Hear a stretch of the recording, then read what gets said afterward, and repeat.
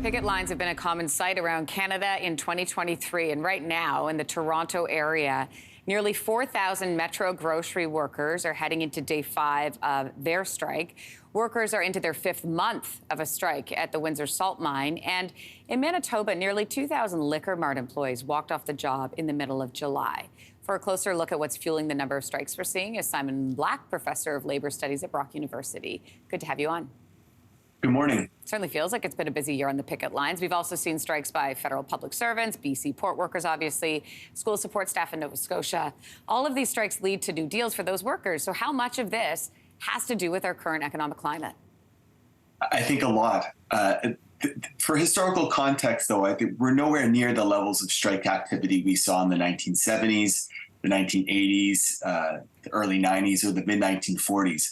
However, I think there's a convergence of factors leading to a slight uptick in strike activity.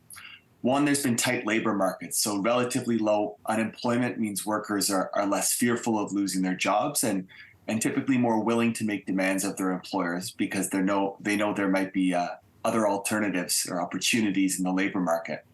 But second, we've experienced a prolonged period of inflation beginning in mid-2021, and workers have seen their real wages decline and their purchasing power has significantly eroded.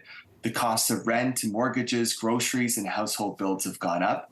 And yet corporate profits in some industries, including in grocery, have been robust. And there's good evidence that corporate profits, not worker wages, have actually contributed disproportionately to inflation. But then third is the experience of the pandemic. Essential workers, including grocery store workers, port workers who were recently on strike in BC, continued to work on site during the pandemic at significant risk to their health. And their employers have done well and continue to do well in terms of their bottom lines. And now at the bargaining table, they're facing their employers, and their employers are reluctant to reward these sacrifices. So record profits, inflation and the cost of living crisis, tight labor markets, and then kind of resentment lingering from the pandemic. It's really a recipe for strikes. It certainly sounds that way. Professor, what can these strikes tell us about the strength of Canada's labor movement? Yeah, well, the number of workers who are members of a union has gone up in the past 30 years, but the actual proportion of workers, what we call union density, the proportion of workers who are members of a union, has actually declined to about 30%, compared to a high in the 1970s and 80s. So we can't read too much into strikes as evidence of the health of the labor movement, but it definitely shows that workers are now willing to stand and willing to fight.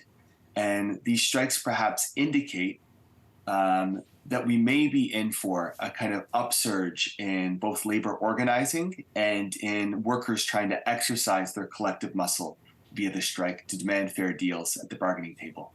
Later this month, negotiations will begin between the big 3 Detroit automakers. We've got Ford, General Motors, Stellantis, and the union representing the majority of their Ontario workers. Does this recent trend of high-profile strikes provide any leverage to other unions when they go to the table? Yeah, that's a great question. These are very different sectors, the auto sector and the grocery sector, for instance, in the case of the Metro worker strike in the GTA. But workers can learn lessons from the experiences of other workers, even across sectors. You know, for unionized workers, they may look at a successful strike in another sector in which a union has made gains in terms of higher wages, better benefits, and more job security, and think, you know, maybe we need to go on strike as well to win those sorts of gains. For workers who are not members of a union, they may think, well, maybe I should join a union too, if that's what it's going to take for me to improve my wages and to keep up with the cost of living. But employers can also learn lessons.